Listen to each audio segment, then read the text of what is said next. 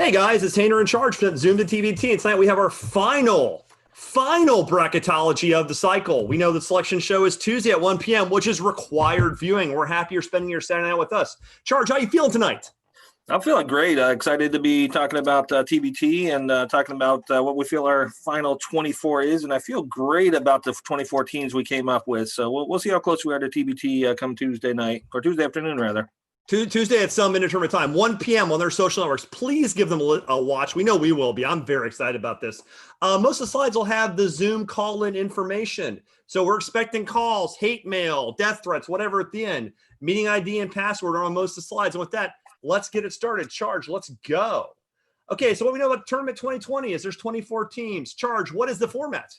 Yeah, so the format, hopefully everyone's had a chance to get out to thetournament.com and, as you mentioned, following all their social media platforms because wealth of information right now. So what we do know now is it is Columbus, Ohio. It's always been kind of one region is what they were teasing, but those dates are locked in. So TBT is going to provide all the fireworks on the 4th of July. So no need to leave the house. Just sit behind your TV and watch some basketball. So 4th to the 14th on ESPN. So excited about that, getting national coverage. And this is why these guys play is obviously to win 1 million plus, but also for that exposure. So that's going to be pretty awesome.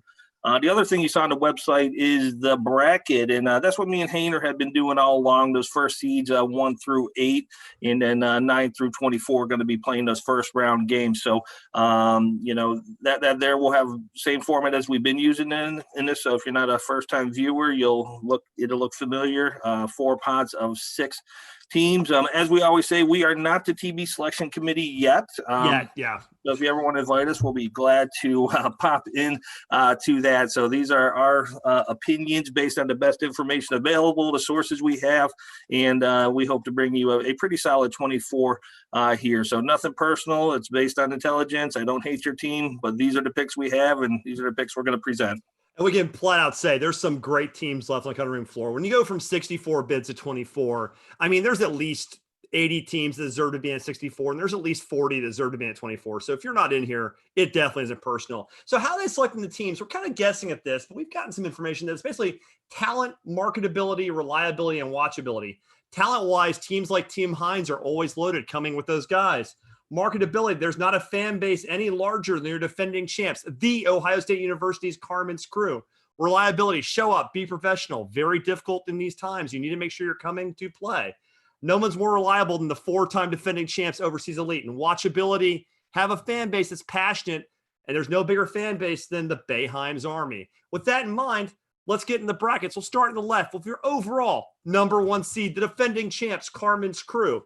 And we would project they would play the winner of the 16-17 first-round game, 16 being the Stillwater Stars, moving up 1 seed line.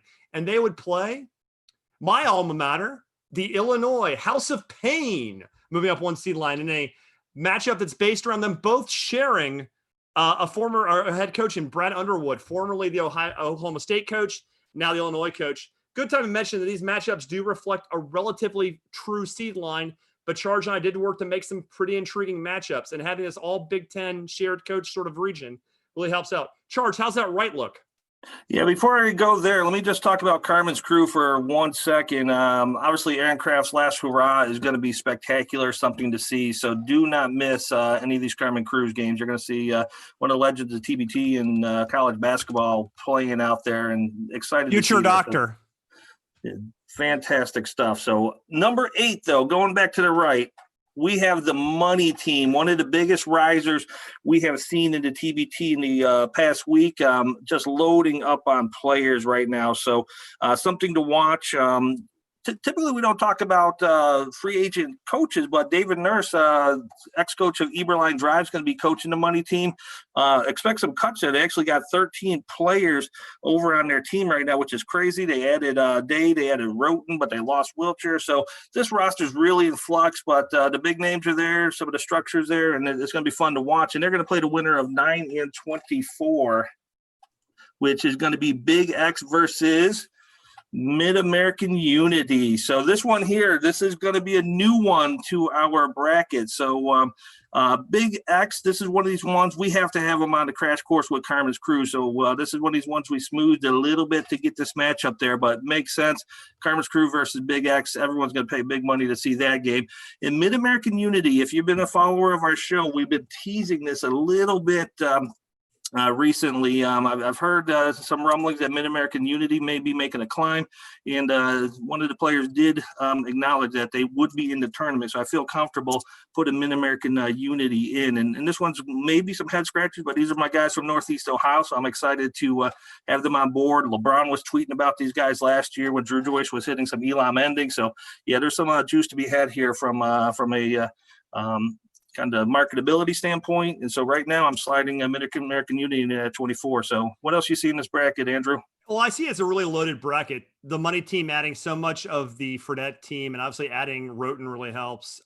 This intriguing matchup, though, if Big X can get past the very talented Mid-American Unity, which is, it's a crime they're low at 24, that Carmen's Big X potential Elite Eight game just sounds fantastic. I think the Illinois Stillwater game will also be really interesting. Some pretty proud fan bases with large foul lines. I like to see Forte shoot some threes. I do find it interesting too. Like you look at Mid-American Unity, they're a great team, but 24, it means the bubble got smaller. So somebody who thought they were in, if they see this, will be disappointed.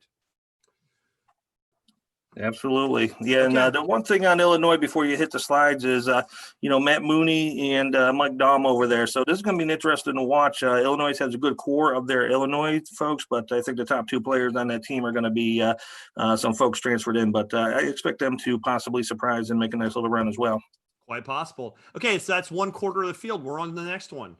And the Pod B, you're leading off with the Golden Eagles alumni. They moved up 4 spots as their roster flushed out. My favorite, my spirit animal, Travis Diener, coming back to shoot threes in old age. I feel that on a certain level. They'll play the winner of 13. Heartfire down 2 seed lines. Not really an indictment about them, just really how the bracket started to feel out. Very talented team. Playing with a no seed change, the Men of Mackey, your Purdue alumni, a very quality fan base who deserves to be in this tournament. Really intriguing game with that sort of Midwest feel for the right to fight Marquette. Charge, what do you got on the right? On the right, our number 5 is Team Hines. So obviously they came in a little bit late in the picture, but just adding a really, really good talent. They added Ricky Lito today, Delroy James already to a core with Hines and Calathis and Brandon Paul, which is a former Charge guy. So I'm excited about that. But they look to be solid, and they're very much going to give anyone they play a tough game. And they're going to play the winner of number 12. And let's admit, this is going to be a bit of a surprise. It's the new one in the bracket. Team CP3. So, yeah, if you guys watch the TBT website closely like we do, you'll see that they were added onto the website very recently. So what I'm hearing, it's going to be a team very close to last year. The roster's still developing. I think they got 5 guys on there right now. Kennedy Meeks being one of those guys who did play last year, but expecting pretty much the same roster that they had last year. So Team CP3 is back. And they'll play Sideline Cancer. There's our guys from Sideline Cancer. So I was just messaging about them. Love what they do. And one of these teams that don't only show up to play in the tournament and that's it. So they're going to have a watch party for the selection show on Tuesday, which I think is awesome to get the community out to support, not only TBT, but obviously their fantastic cause. So Sideline Cancer, I think it's a solid lock at 21, great seed. And I think a great game for them against number 12 CP3. And this one here, I did finagle a little bit because I want to see that rematch. If Sideline doesn't do that, upset, but Team CP3 and Hines had a great game last year, so we'd see that matchup. And overall, Golden Eagles look ridiculous this year. So, I mean, they're one of the winningest teams in TBT history. So they're bringing back their core of the same guys, Mo Acker, Jamil Wilsons, all the same guys they have, but they're going to get Darius Johnson-Odom back, who did not play with them last year. And Andrew Rousey is not the same guy that I saw in TBT last year. He shot like 103% from 3 this year in the G League. It was ridiculous. The guy's just crushing it. So if that Andrew Rousey shows up to this year's TBT, plus their core is what it is, plus Johnson Odom back, I think Golden Eagles definitely a Final Four team again and deserving of the number 4 seed. I actually agree with that. I think Golden Eagles are definitely almost a prohibitive favorite. When we were doing the earlier bracketologies, I didn't see it much later because they had just declared they're coming back. The roster was in flux, but seeing that roster of Bucks and seeing Diener, I mean, like I don't see them losing to anybody in this bracket. And that's no disrespect. There's some great teams in this bracket. I'm actually really intrigued. One of my favorite first round games in our bracket is this CP3 sideline. Sideline's playing for a cause. I really think they might get this upset here. I think they're quite possible of getting an upset here. I really do. But I think the Golden Eagles pretty much rampage through here. It's some great teams, but I don't see anybody beating them. I really don't. Okay, so we're halfway through the field. Let's keep going.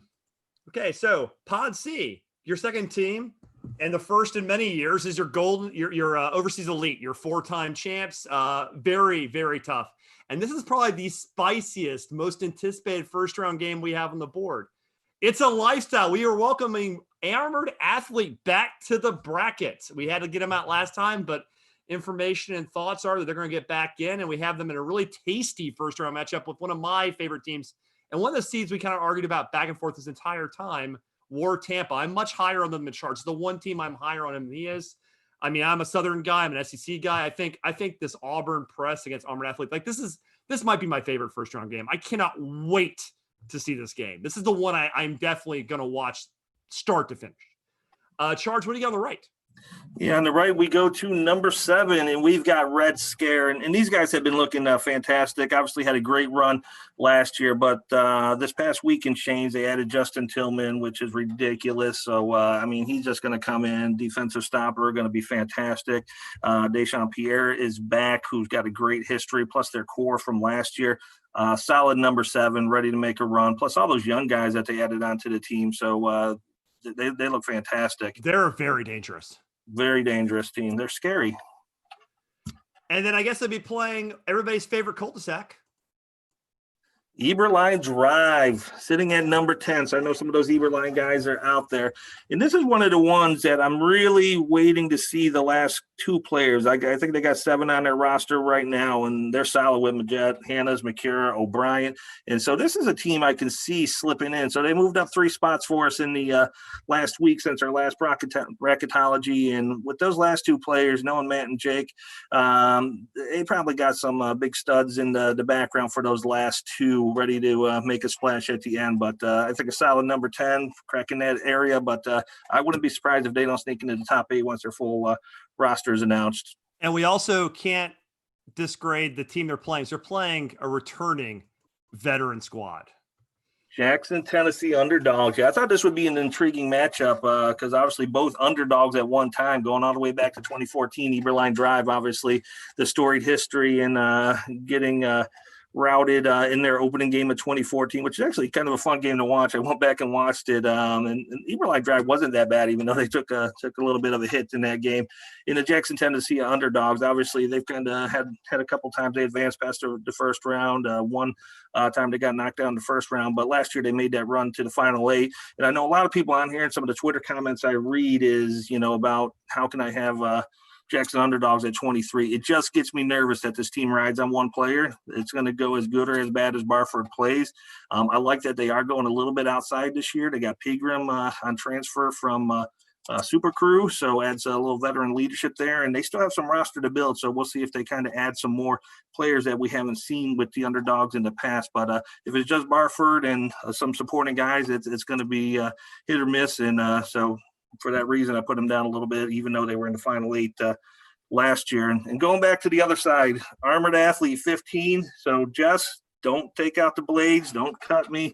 I think that's a fair spot for you guys right now. The additions of that you made this year or this week, Jones and Fortson's crazy, and I'd be remiss if I didn't shout out Matt and War Tampa. Obviously, Hayner's a little higher on their seed. I think it's a fair seed, but the work he's done, just kind of migrating this team of Tampa 2020, who was set to play again this year in their current environment, and saw the value of transforming this team into the Auburn alumni team is just fantastic. And hands down has done the best job as a GM this year, putting a team together and engaging a fan base. And it's just been really fun to watch that team.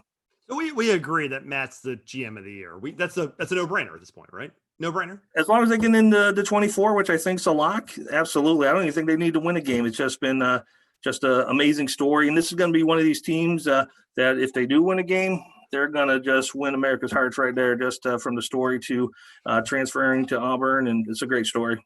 We make a lot about the fact we kind of approach this through angles, you being the G League guru and me playing a lot more college basketball. But this Auburn team under Bruce Pearl has continued to improve and get better under this pressing style. And I think a team that commits to that kind of physical, fast defense.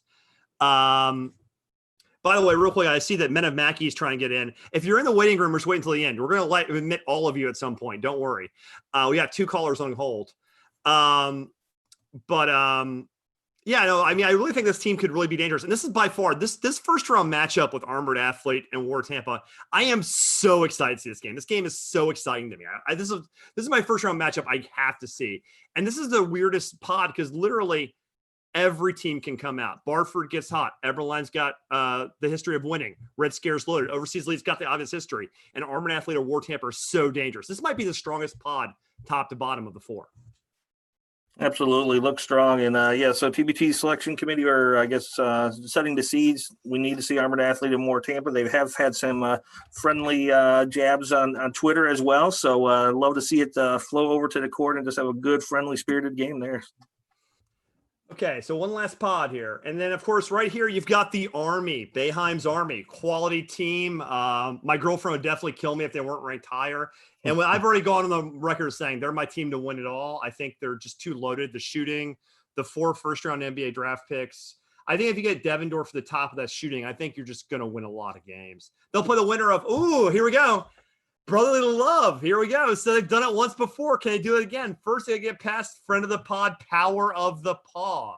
Nick has made a loaded squad here. This is a very, very dangerous physical first-round game. Brotherly love those Philly guys. Clemson, a football school. Going to be a lot of physicality. Hopefully, Boeheim's hoping that they'll wear each other out because they're 2 really dangerous teams. But the physicality of that game at 19 and 14 is going to be insane. You notice who Brotherly Love jumped up 10 spots in this one because we started really thinking about where they fill out. And they definitely deserved a higher seed. Charge on the right.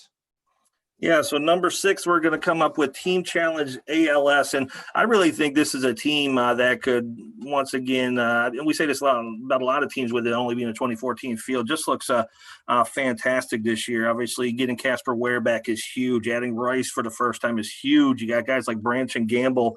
And plus, that's not even counting their core of Harrison, Deshaun Stevens, and Sean Marshall. And it goes on and on. So this is one of these teams that I don't think people are surprised they're going to be good, and they're seated high. But this is a team that I like to make some waves, especially with that guard play they got. Last 2 spots playing, and I think it's going to be a little bit of some love here for a certain fan base. Best Virginia. So here's the deal. You know the team we haven't mentioned yet. Just throw it up there now. But once Best Virginia dropped out of my top 8, there was 0 chance that we were not going to have them play head-to-head against the Herd. So obviously I think we know there's going to be some smoothing going on there. Obviously the seeds make sense. But this game here, without Best Virginia, at least in my top 8, they could be in the TBT selection committee's top 8. No-brainer to see this matchup. Kevin Jones and crew, I got to shout out my Charge guys every time I pass one. And then Heard that added a Charge guy, so I love them even more. Obviously, they got really, really good guard play, but they've been going out of kind of that Marshall alumni area to get some big men. So Ja'Cory Williams is joining Heard that along with some of their other athletic bigs. So it fits with their culture that they're going to get up and down the court, and they're going to be fast, and they've got some really fast bigs. Their tallest guy's only going to be 6'9", but that's going to be all right for what they're trying to do with it. But yeah, back to the other side. Boeheim's is all the buzz right now. It's looking at the Twitter, comments. People think Boeheim's, this is the year for them to win. Not only you, Hainer, but I'm seeing a lot of love out there. Brotherly so love much shooting. And Brotherly Love, I think we pretty much just held them down towards the bubble at the beginning of this until we knew what was going to go on with all these alumni teams, because that's always a wild card. But don't forget, finally last year, 16 the year before as the Talladega Nights. And yeah, you got to see that matchup again. I can only assume, I know Kevin's watching, he would want to get another shot at Brotherly Love this year before he advances into some of the later rounds of the tournament. And I think Brotherly Love would welcome that matchup to show that, hey, we're not a one-hit wonder. We beat them on their home court. We're going to beat them again in Columbus. So that's going to be a matchup that's going to be really fun if it comes through. Hey, Charge, we got 2 guys waiting. You want to clear 1 or 2 of them? We can keep doing slots. Let's clear one. Okay, let's bring on. I'm going to bring on Dan Holzman. You ready? bring him on next. Ryan, you're on hold. And why don't you flip to the screen that his team is on? You ready? Yeah. Oh, yeah. Let's go. Ryan, you're on hold. Oh, hey, we're actually on the screen. All right, Danny, how you doing, buddy? Good. How are you guys? Thanks for having me on. Yeah, no, thanks for coming in. So, so you see, we moved you up quite a bit this week, and I know some other teams or some other blogs had you on the bubble. So, how do you feel about the 14? I feel good with 14. Yeah, I mean, obviously, just happy to be in the 24.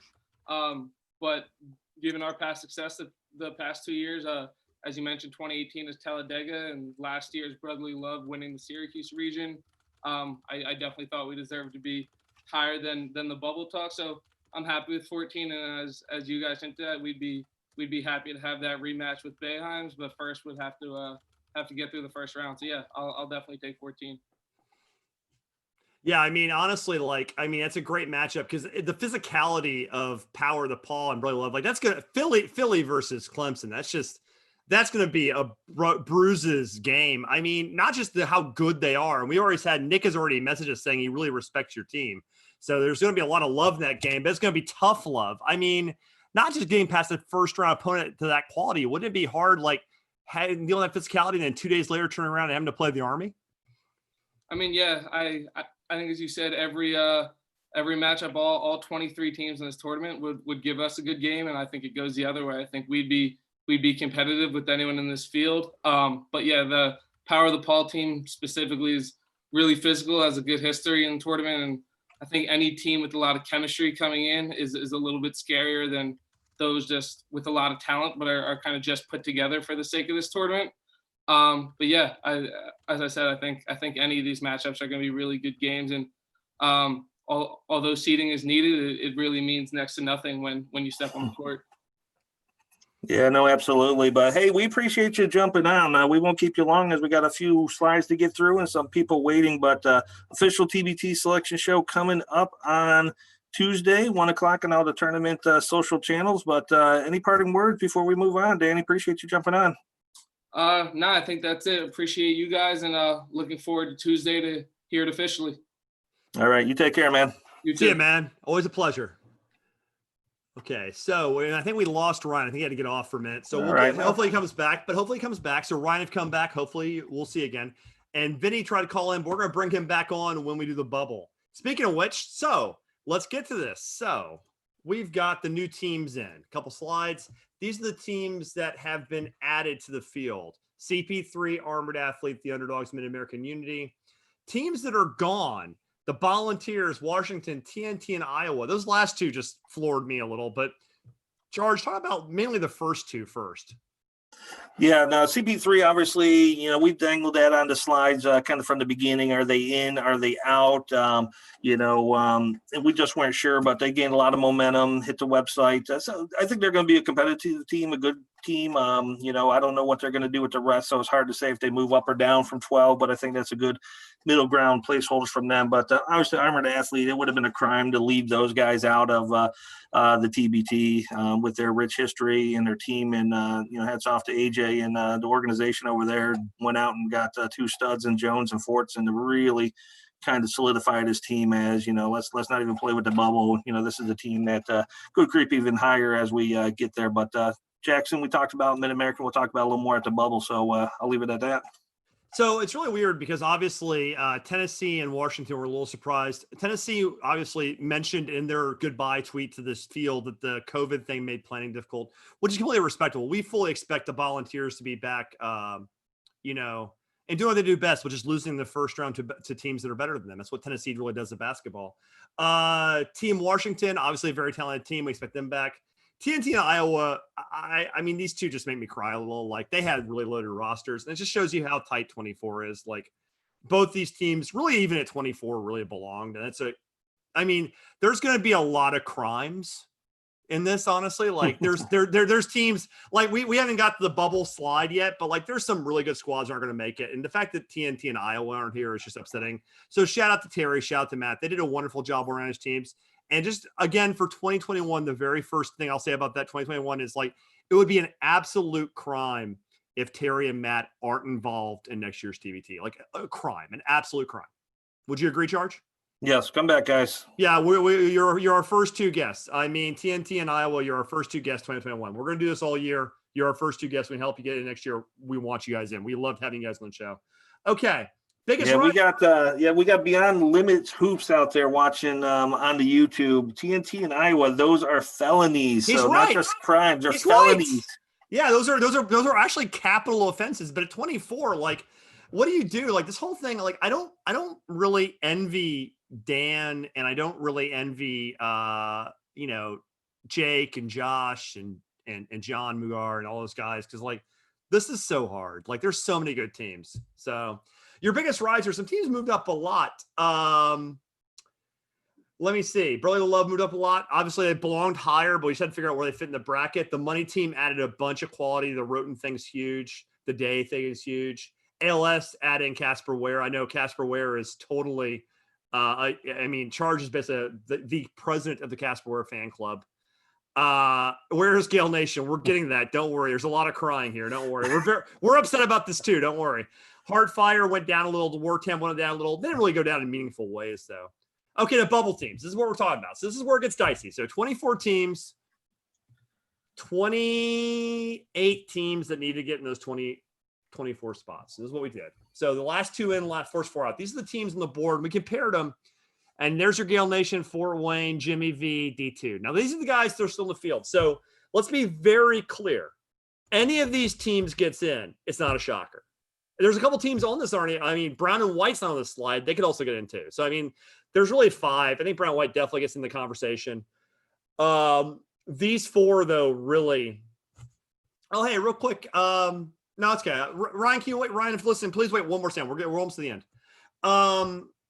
Yeah, I mean, this is just upsetting. I mean, the one thing that strikes me out is like leaving Fort Wayne out, a former Final Four appearance.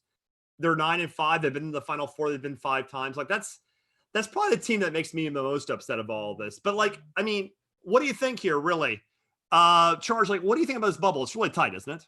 Yeah, no, it's absolutely tight. And I think the thing that Underdogs has going for them, obviously TBT has historically, through the years, whether it be the Final Four, the Final 8, has automatically put those teams into the following years. So, I think Jackson, Tennessee, good team with Barford, gets the benefit of running to the Final 8 last year, picked the right year to not be a one and done or just making it to the second round. So they absolutely picked the right year to put on a show to benefit them this year. Mid-American, we talked about. They worked Canton Bulldogs at Paso. Those are my guys, and can't wait to see them play. Chris Evans, they added this year, who is a fantastic ball player. But this last four is just mind-boggling. It's like, how do you leave anyone out of this side? Gale Nation, I think, has always been, we just had them on the Zoomcast recently, but just one of the most exciting teams. An amazing team. Amazing team. Just deep. Jimmy V has been fantastic. Vinny and those guys over there have just been building a good team, a lot of excitement. Initially, until I heard Mid-American Unity was in, had Jimmy V in that last spot because they were gaining momentum right there at the end with Marcus Towns and Chad Brown. And so I think they've really built a roster that makes them stand. And so no offense to the other Final Four. I know I talked to all you guys, but I did put Jimmy V in for some of those last movements. Garrett and Fort Wayne, I love the G League story, and the team's fantastic. So this is a team that's made the Final 16 2 years in a row. That's possibly out or just going to sneak in, which is just crazy to think of. D2, those guys are great. Grant's an amazing coach and basketball mind, and beat Bluegrass last year, heartbreaker to Fort Wayne last year. So, I mean, those are going to be the four that we're hearing most of the talk about. But unfortunately, it's so tight. So we'll see. Anything can happen between now and Tuesday. TBT selection committee may see it a little different, but best luck to all those guys. Yeah, no, I mean, this bubble is just, it's just an absolute crime. I mean, like, looking at this, like, every one of these teams belongs in. So, like, it's not like we don't like your teams. We admit, not only, and you can agree with me here or not at Charge, like, let's be very clear. Not only do these teams kind of really even belong in, every team on that bottom four could walk out with the money. They're good enough to win. None of these teams can't win it, much less get in. They could all win the money.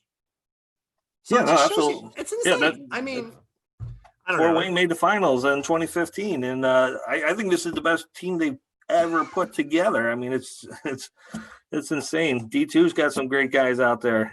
Garrett says to admit Garrett says that you hate my team. Admit it. We don't hate you, John. Since he called out Memphis, wasn't it? You didn't. It's not because you called out Memphis. That is not why we didn't put you in the bracket. That's not. But he does like the analysis. Yeah, I do have the TBT boardroom bugged at the current time. So that's how we get to where we are. But this is just so tough. Okay, so we're gonna look at the top 8 seeds, and while these come up, this is pretty much the end of the show. You want to bring on what? This is a backdrop. You want to bring on one of our guests? Yeah, let's bring in a guest. Bring on Ryan. Looking at this. Venny, we're gonna bring you on in just a second. Stay on. But let's bring on Ryan. We got Ryan K, GM of Men of Mackey, coming on next. Venny, hold on. We'll be with you next.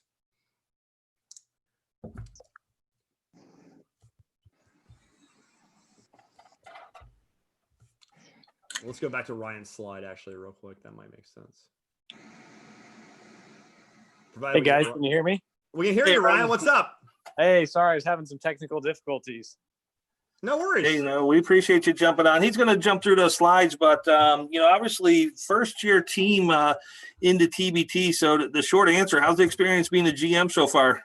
Oh, it's been awesome. A good buddy of mine is Matt Mitchell, who's the GM of Everline Drive. He's kind of the one that really incentivized me to take this from just an idea or concept and actually take the next step and start putting the team together. So he set my expectations pretty well on what this would be like, but it's been even more fun than I ever thought it would be. Yeah, sorry. I know I'm trying to direct traffic too. It doubles our producer. Yeah, no, I think Men of Mackey has a really intriguing possibility of going deeper. The Purdue fan base in Indiana is so huge. Right. I mean, I have a friend who basically is in a split Indiana Purdue household, and all of us Midwest Big Ten guys understand what that means. Like, it's a really intense thing. So having that fan base behind you, hopefully adding some roster pieces, could really make you guys a second, third, fourth round team. Yeah, and we've got some roster stuff in the works that we think, if it falls our way, could really kind of get us over the finish line to what you're talking about with complementing the guys we already have, and like you alluded to, our fan base is just unbelievable. I don't know if you guys have ever been to a game in Mackey Arena, especially in the last 5 years, but I would put it right up there with any other home environment. Our fans are just absolutely crazy about Purdue basketball, and one thing that's been cool, this is our first year. It's kind of our prove it year, and our year to just get out to Purdue fans what TBT is. I've had so many Purdue fans that they've heard of TBT, but they didn't know exactly what it was. And they're like, oh, this is a 3-on-3 tournament, right? And I'm like, no, this is not. Or, oh, this is shout out to Ice Cube. Yeah. Shout out to Ice Cube. Or they'll say, oh, you have to be, this is just an alumni based thing. And I'm like, no, like there's some really, really good players in this. So it's been cool to kind of educate our fan base, who obviously is naturally really passionate about Purdue basketball and our former players, but they're really looking forward to seeing these guys come together and play again. And some of our, what I think TBT calls grad transfers that we're going to be adding to our team. Yeah, I'm excited to see the transfer. That's been the story of the week this past week. So, nice looking roster going. Love Haas as a big man. And obviously Octius has some TBT experience with armored athletes. So some wins there. And of course, the charge guy always makes sure that a team is 25% more successful than they would have been without having that charge player. So that's statistically been proven over and over again. You and your charge. But we're looking forward to hearing the breaking news on the players. But the other thing that's really cool about it is just the TBT community continues to grow. I know you and Garrett met up in Fort Wayne this past week, and so it's just really fun. We appreciate you dialing in and sharing a little bit about your team, and it's awesome to see how this TBT community grows and grows and grows. Yeah, we're looking forward to it. We can't wait, and we hope our name gets called on Tuesday. Yeah, we'll look forward to. Also, we'll have you on the show next week because we know we had to bump you for Bubble Week, so we definitely want to have you on soon. So, Ryan, thanks for calling in. Yep. Thanks, guys. Okay, chat soon, Ryan. Appreciate it. Thanks, Ryan. Okay, we got to clear a few more of these calls real quick. So we're going to clear Ryan. And we're going to bring on okay, are you ready for Vinny? I'm ready for Vinny. I don't know if I should be ready for Vinny, but I am ready. I'm going to the slide now with the bubble teams. Okay, are you ready for Vinny? What's up, Vinny? ready for Vinny. I don't know if I should be ready for Vinny, but I am ready. I'm going to slide now with the bubble team. We got some background noise on you, Vinny. You got the extra speaker going? I should be ready for Vinny, but I am ready. There we go. There we go.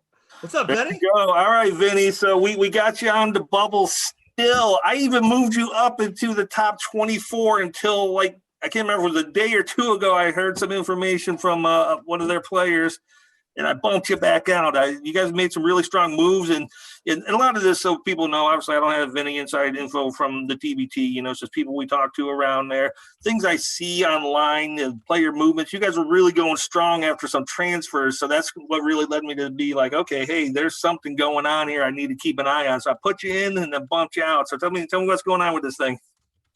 Well, first of all, appreciate you guys having me. Long overdue.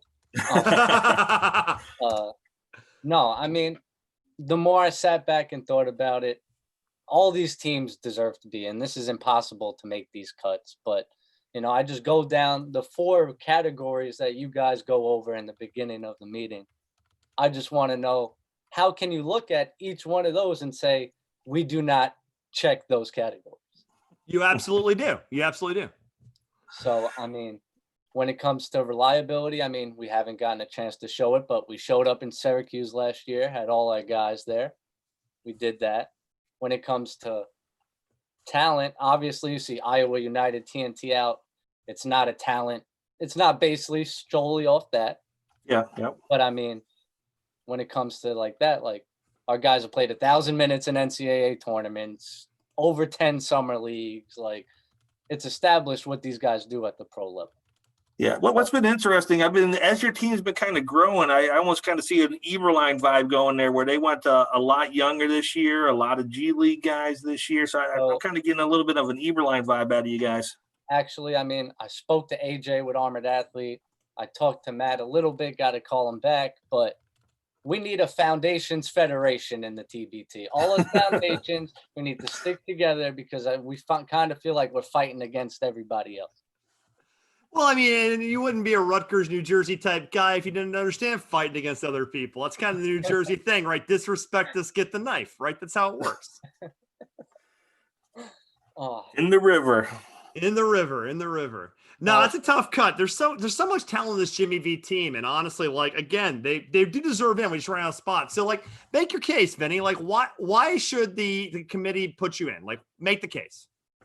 All right. Well, when it comes to talent, we got 3 guys coming out of NBA training camps, 3 guys that were EuroLeague level team talents. We got 2 guys from Champions League. One of them, 17-10 in Tyler Stone. I mean, the kid Devin Kennedy, if he's not in the NBA in a year or two, and Hayward Highsmith, he was in the NBA.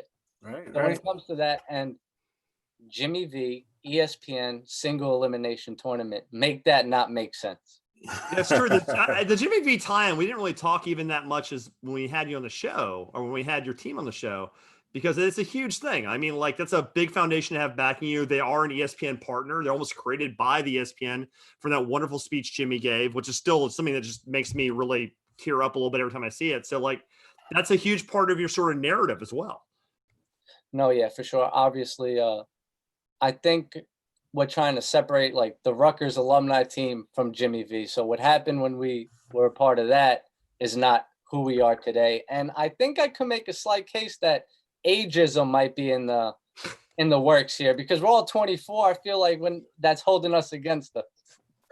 I don't know about that. The young league, young GMs, folks like yourself coaching. It's yeah. Isn't our GM of the year, like me, Matt? man, Isn't he like 1 million years old? Isn't Matt like 15 years old?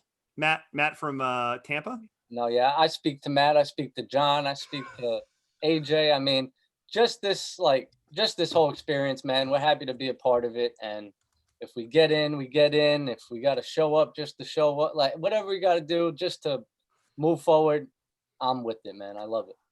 Right on. Well, hey, we appreciate you jumping on and talking a little bit about Jimmy V. So Tuesday is going to be a big day for you guys. I'm sure you have all the family and friends crowded around the TV. They need to block off the GW Bridge Tuesday night, because that might be it for me. All right, we appreciate you, man. Have a good one. Appreciate you, Vinny. Have a Talk good one, to you Vinny. soon. Thanks for jumping. Okay, Charles, you ready for one more guest? Yeah, what do we got? We got Yeah, John everyone wants Kiggins to from dial in. Gale Nation. Yeah, and throw up a slide that has the call-in information on it. So if anyone else wants to jump Oh, yeah, in, good point. Good point. still Good a point. decent crowd out there, but love to, whether it's bracket or talk about your team, whether you're a GM or just a fan like us, hop on. Love to talk.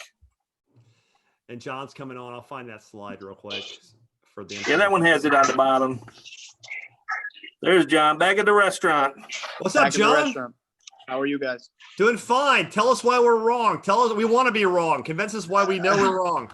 Yeah, I mean, I think, thinking about what I was going to say, but if you just look at the chat, the great Kevin Belby of Bayheim's Army, if you look at what he says Gale Nation is one of the most underrated teams in TBT history. And he knows that because we've played them twice and we played them in compelling games.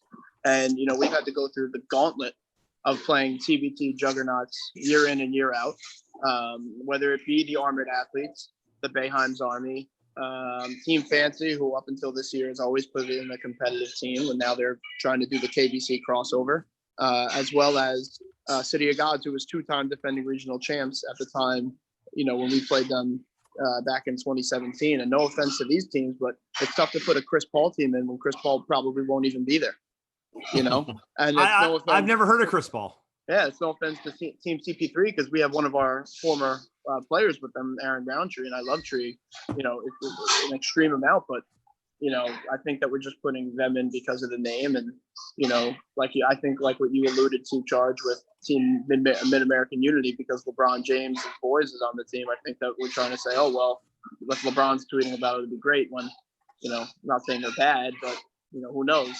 And like you said with the Jackson underdog team, they go on one guy, and that's Jalen Barford. So if Jalen Barford doesn't have a good game, then what do you have? You don't really necessarily have the depth to play. I think that everyone's making the argument, with the Fort Wayne champs. I agree 100%. I think Garrett did a great job putting a roster in together. And I think, they should be in. I easily think that we should be in, and kind of like what Vinny was alluding to, me and Vinny speak. Well, you're getting a lot of love. Basis. You're getting a lot. Both Belby and Mitchell think you should be in. And this is one of the hardest cuts. This whole slide's a nightmare showing these teams. But I think a compelling case to be made is one, you've got the perimeter talent with Machado and English and Burt to go over one guy not shooting. You have one guy as an off night. You got two more killers back there. You got Stone in the front court, and you've never lost a first round game. Yeah, never.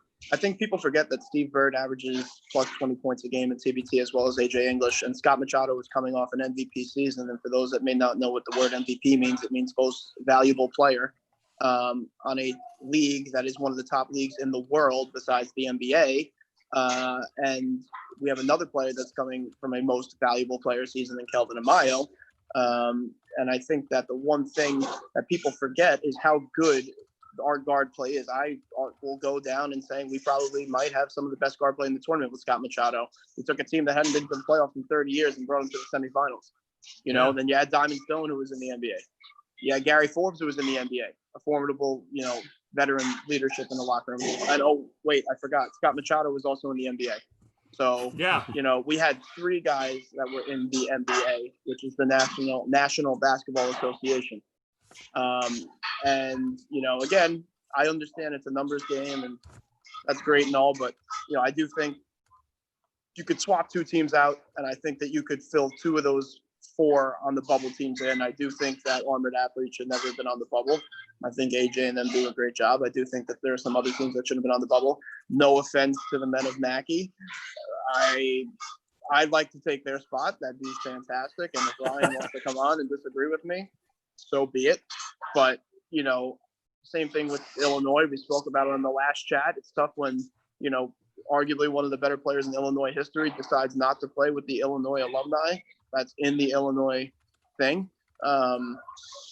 But again, that's just me speaking aloud and voicing my opinion, which what's interesting, Illinois is getting a lot of attention this year. The official podcast actually mentioned Illinois in that same regard as well, not being able to get BP3 over to their alumni team. But what's kind of cool, and we'll have to cut you off because we got some folks waiting, I believe, is we actually don't. Oh, we don't. So Oh, we can keep talking to John perfect. until someone else dials in. But what's been Yeah. kind of cool is obviously there may be one spot, there may be no spots, there could be a couple. We don't know. But what I love about TBT is, obviously you're making your selling point, but at the same time you have other guys on the bubble that you have a lot of respect for, whether it's Fort Wayne or any of the other teams that are out there. It's just pretty cool to see everyone supporting everybody, and the cards will lay where they lie on Tuesday, and it's going to be pretty exciting.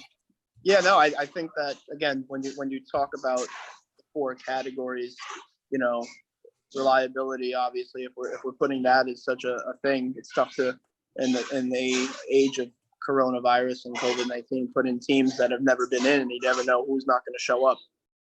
Whereas you have 4 bubble teams who all have been in TBT, some longer than others, and we're kind of, it seems like, potentially being kicked to the curb for these other things. It's like, you got to dance with the girl that you brought to the dance. You can't just look at everybody else and say, wow, look at her. You gotta dance who you brought.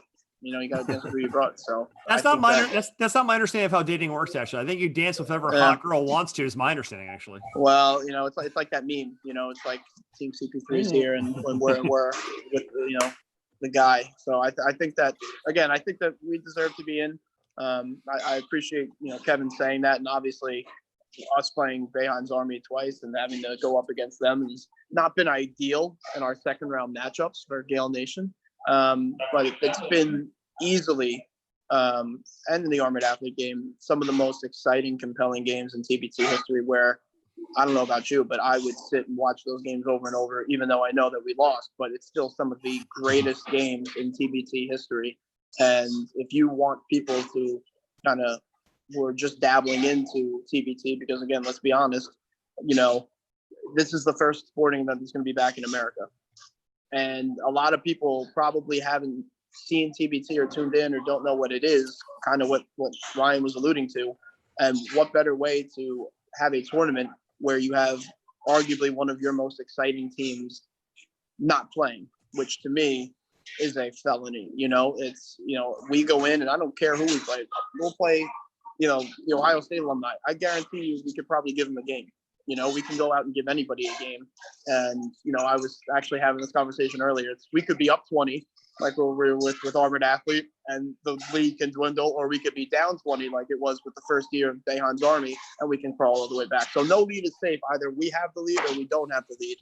But no lead is safe, at least when games that we're playing in, because of the way that we can shoot the ball, like you alluded to. I mean, first game we shot 12 for 23 from the 3-point line. I'm not really good at math, but I know that's above 50%.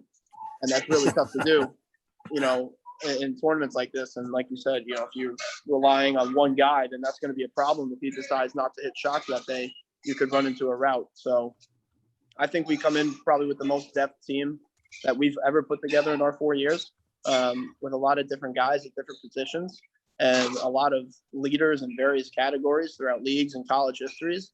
It's tough when you say, in Iona history, we are going to have 4 of the top 10 scorers in all of Iona history playing on one team. So if one guy isn't scoring, well, guess what? There's 3 other guys who are in the top 10 as well. You have a guy like Drama who leads Quinnipiac in blocks, rebounds, and double doubles. There's your defensive presence. You have Diamond Stone, who could arguably be one of the toughest mismatch problems in the league. You have Austin Njuka, who comes from Clemson.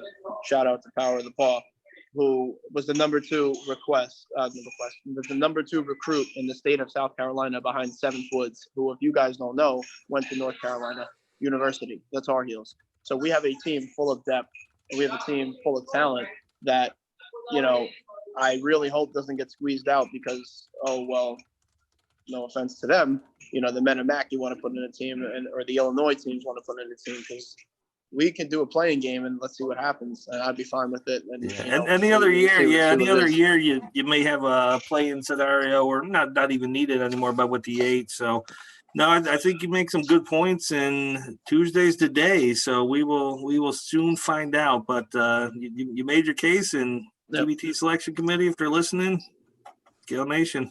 Yeah, appreciate you for having me on and listening to my rant. Thank you, John. Rant away. Appreciate you. We got one more guest, and it's interesting. It's a team that is bubble worthy, but we didn't put them in the bubble. Remember, Illinois BC's won some games before, right? They won one game. I've seen them in Columbus the past 2 years. So I've attended the Columbus Regional, and they routed Iowa State. You know Cordell James? I don't know Cordell personally. No. You want to say hi to him? Yeah, let's bring him in. Okay, Cordell James, Illinois BC coming on.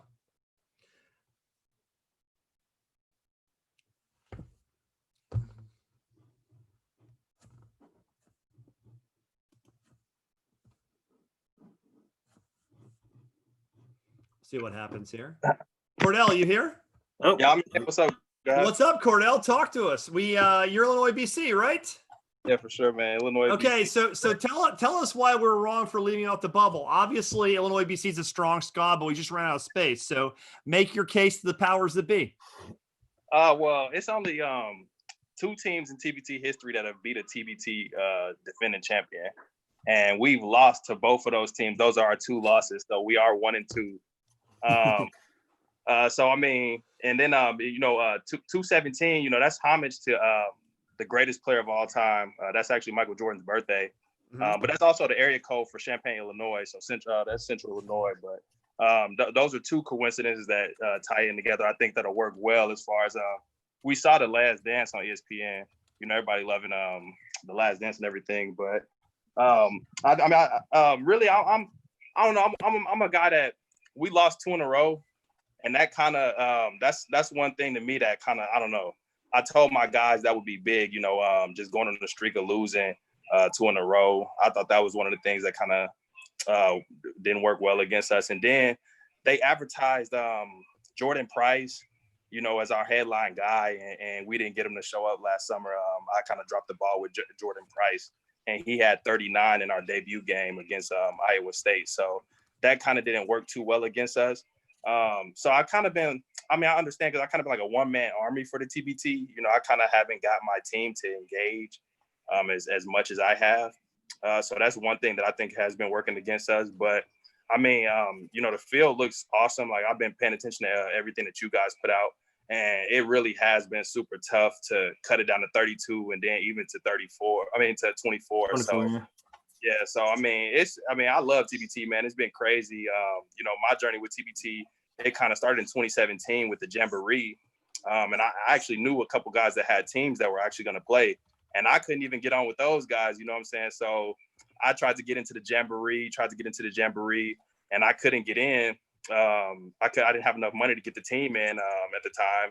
And then I actually, reached out, and I got on with a team from Northeast Pennsylvania, Stars and Stripes. And I played in the Jamboree. So that's kind of how I got my start with TBT. So I was telling those guys, man, they're big on, the engagement from the teams and everything like that. But it's just been tough to pull everybody together, especially with the coronavirus and everything. And, guys not being so sure about the event going on. But I still tried to give us, as best of a chance we could. I feel like on the internet, I'm pretty much one of the strongest advertisers for TBT. I feel. But as far as getting my team to rally behind it as well, that's been tough. And then, just getting consistent guys, to come out and do it, that's probably been tough as well. But I'm excited about the field. I love those guys over at TBT. So I'm ready to do a roster haul if I need to. But if I could stick on that bubble and maybe have a chance, that would be awesome. But I'm ready to do a roster haul and help a team out if they need it or whatever. So I'm all about it. Yeah, I think a couple interesting things you talked about. Obviously, Price just lit up Hilton Magic, or I can't remember the exact name, but just kind of shows some of the little things that TBT is looking for. Obviously, teams a little bit different if Jordan Price is there or not, and missed that last year, and just the engagement and just getting that narrative. I know you've been hustling behind the scenes on your team. It's fun watching what you're doing out there, and selection show is Tuesday, so obviously, not in our top 24 at the time, but you never know where the selection committee is gonna get their final 24 from. Yeah, I think it'll be super fun to watch, man. I'm excited to see the new teams that get in, and I don't know, man. With the guys that have like a real good strong TBT resume, man, I think it'll be tough to see some of those teams that don't, and then the guys that have been in it every year. I think that'll be tough to see too, but. I'm super excited, man. like I said, if we don't get in, man, I'm ready to do a roster haul. I heard somebody say that Jackson, Tennessee was kind of weak. I like those guys. I've been a fan of watching them. I was kind of wanting to go to the Memphis region last year, and they So was I. yeah. He's a Memphis fan. Yeah, I wanted to go to that Memphis region because that's where I got all my votes in 2018. Like when we got voted in, I was on Bill Street, man, standing on Bill Street, like Memphis in May, and it was a Yeah, man. Standing outside of the absinthe room and stuff. Yeah, man, I was out there on Bill Street, man. It came down to like, I think when the votes were like going official, we were the 9th team, and like some team had bought votes, so like they had moved up again, like in front of, and I was like, hey man, what's going on? Like this team just jumped, and I'm out there hustling for votes on Bill Street. I was like, so yeah, I'm all about TBT, man. So I mean, I haven't headlined. Another thing too is like I haven't headlined one of my teams yet. Like I think I played like maybe 20 minutes altogether in like the 3 games that we have for like Illinois BC. So like that's been another thing that's been tough to manage. Like I haven't brought in like proper coaching and everything. I think my buddy Jay Simpson, he played at Purdue. He was the coach last year. And then the year before that, I had a guy, he was actually with Isaiah Johnson, who was the MAC player of the year.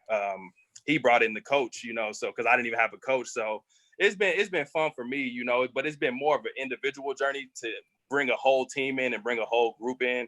And that's probably been the toughest part. I like to watch these teams that have everybody rally up and, they get all the support behind it. And that's something I wish that we had more Illinois BC. But other than that, I feel like competing, man, like I said, man, we lost to Fort Wayne in 2018 after and they were just, they just outmatched us. They were just, the more poised team.